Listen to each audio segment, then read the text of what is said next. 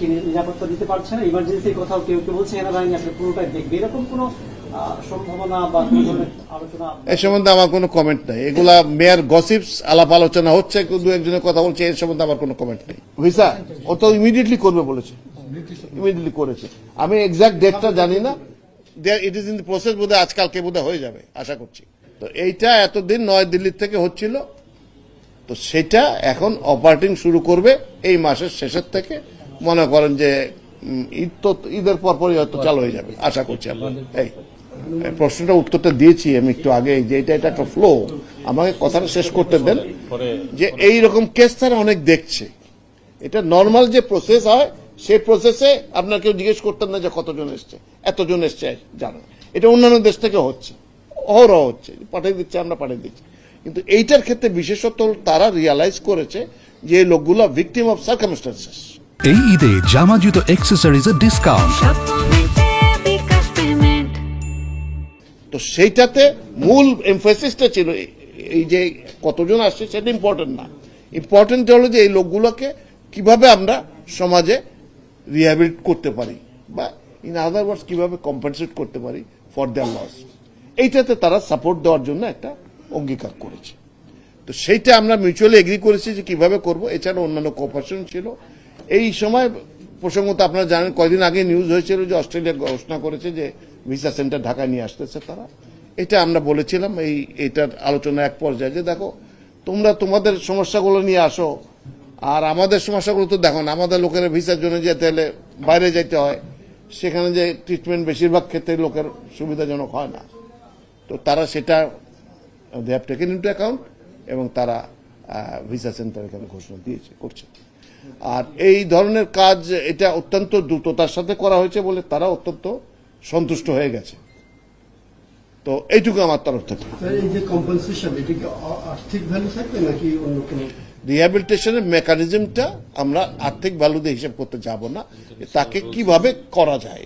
এটার আন্তর্জাতিক তো কতগুলো প্রোটোকলস আছে, রুলস না, প্রোটোকলস আছে। সেটা নর্মসে যারা উভয় পক্ষ যেভাবে এগ্রি করে ম্যাক্সিমাম যা বেনিফিট আমরা পারি। কারণ আমরা তো আগে তো অন্য যারা পাঠায় তাদের থেকে তো পাইতাম না। এখন তো এটা আমার হাতে একটা উদাহরণ এসে গেল। আমি অন্য জি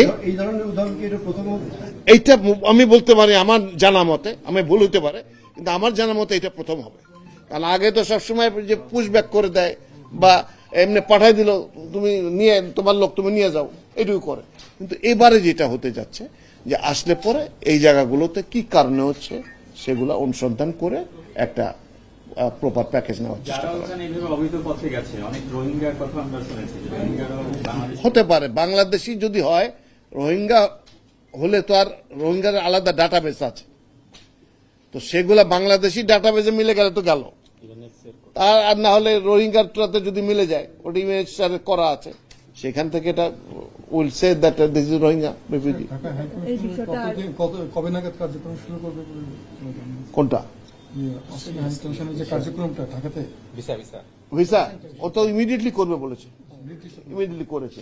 আমি এক্সাক্ট ডেটটা জানি না, it is in the process, বোধহয় আজকালকে বোধহয় হয়ে যাবে আশা করছি।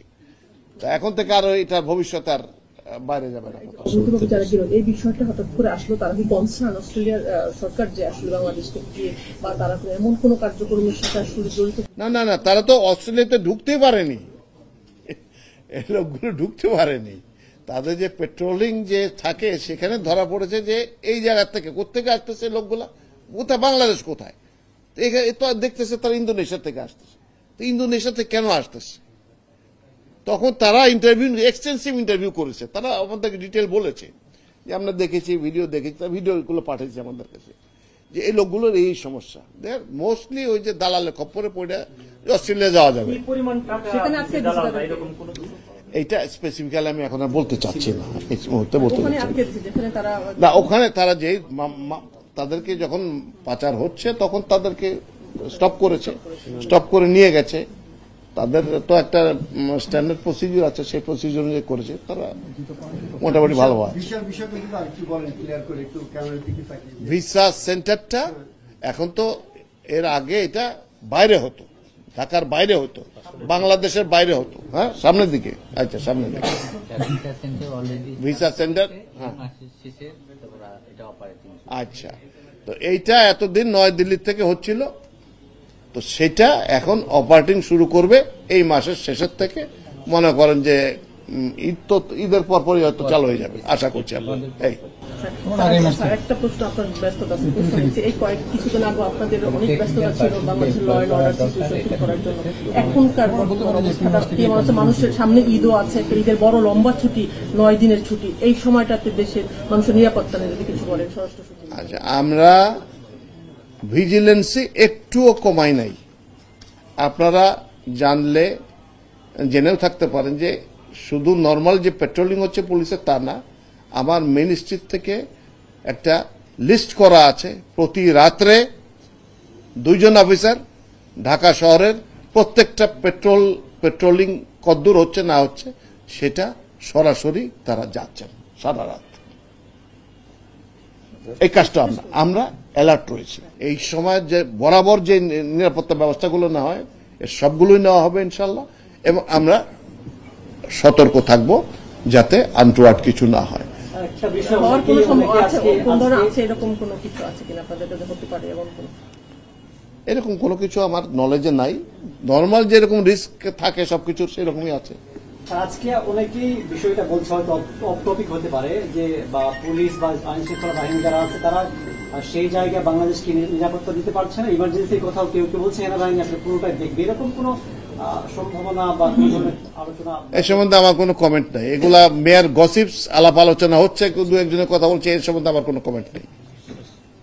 দেশের ল আমাদের যে কাজ আছে সেটা আমরা জারি রাখবো এবং সেভাবে চলতে থাকবো। অ্যান্ড অর্ডার সিচুয়েশন স্বাভাবিক আছে দেশে, এটা তো অবশ্যই।